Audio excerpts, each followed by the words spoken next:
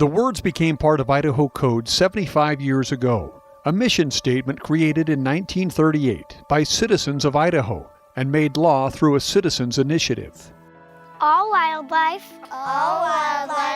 including all wild animals, wild birds, and fish within the state of Idaho, is hereby declared to be the property of the state of Idaho.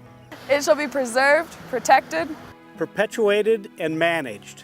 It shall be only captured or taken at such times or places, under such conditions and by such means, or in such manner as will preserve, protect, and perpetuate such wildlife, and provide for the citizens of this state, and as by law permitted to others, continued supplies of such wildlife for hunting, fishing, and trapping. We need to build a stronger base of support for wildlife. For guidance in building that base of support, noted conservationist Shane Mahoney told attendees at last summer's Idaho Wildlife Summit, we need to look to the example Idaho citizens set in 1938. We need all citizens to care.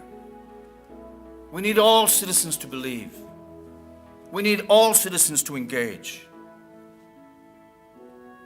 And we need to again make it understood that to be concerned for conservation is an act of citizenship. More than 3,500 citizens heard Mahoney's message either in person or online. The Wildlife Summit generated a lot of enthusiasm, something the Idaho Fish and Game Commission and director want to build on. It's important for us to try to form up some ideas that we can use that can help us move forward with what we learned from the Wildlife Summit, that Idahoans want us to do more conservation for all species.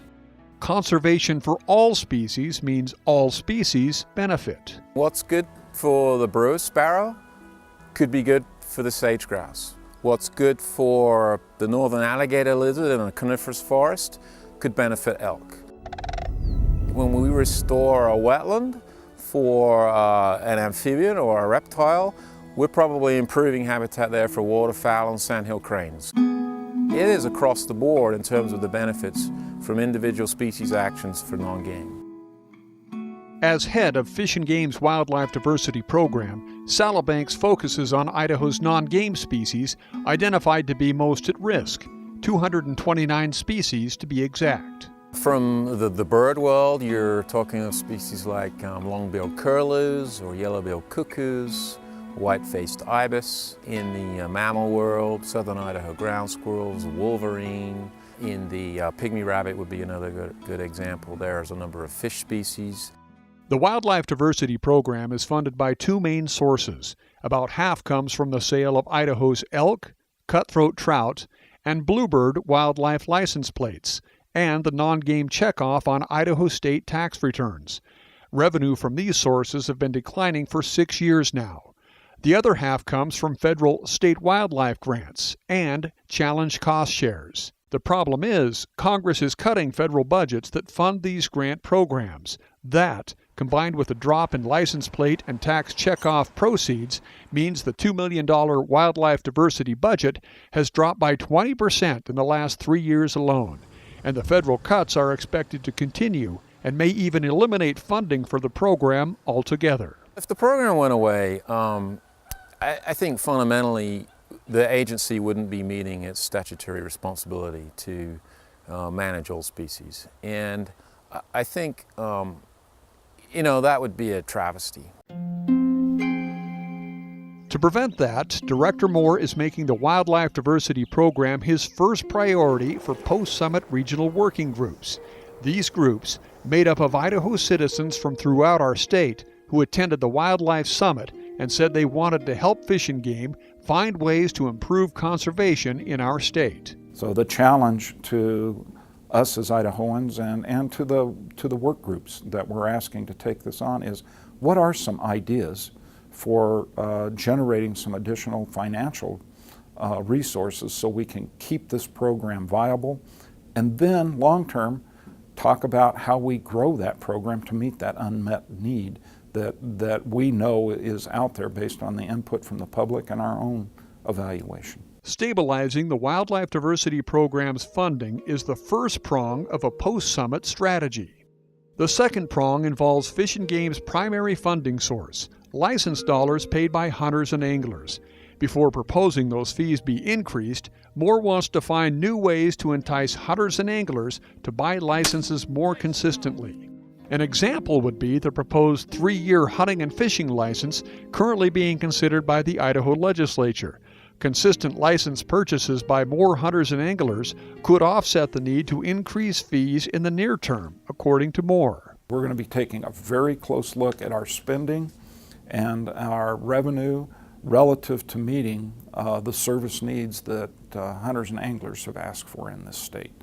The third prong of the post-summit strategy would be to look for other ways to improve overall conservation in Idaho for our children and grandchildren.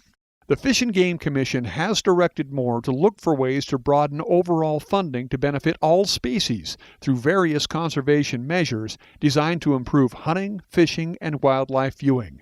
This could potentially include other outdoor recreation benefits for people that go beyond Fish and Game. Many other state agencies have important aspects of the conservation of habitats, water quality, degradation of habitats, whatever the case may be. We've begun some discussion with the governor's office as well as with the directors of most of the natural resource agencies, and there is agreement. We should be working together to see whether the program should have broader implications than just the Department of Fish and Game. I think there's some real merit in that. As we move forward with some of these more immediate needs, we'll be thinking, what is it we can do to ensure that we have long-term, permanent, dedicated funding for all wildlife in this state?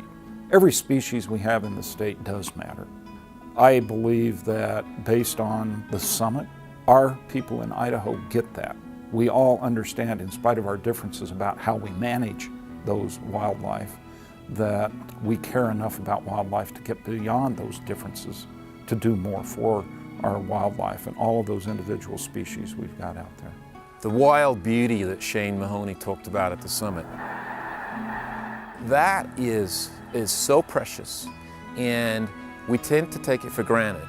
But imagine if some of those elements weren't there, and imagine if we lost some of those experiences, and what a sad place it would be. And we need to forge a conservation necklace, in my personal view. A necklace that brings together as many groups in society as we possibly can. We need to make them aware of the history, the contributions that the sustainable use, the hunting and angling public have made in this country and on this continent for the last nearly 100 years.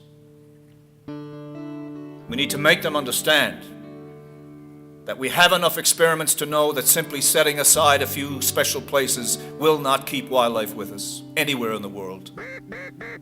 We have to make them understand that there has to be an inclusive use of wildlife, inclusive for sustainable purposes, and inclusive for the pure enjoyment of seeing that wild beauty. And I am firmly convinced we can do it without ever surrendering what we feel is critical to our own views and philosophies. But in the end, it's really all about beauty.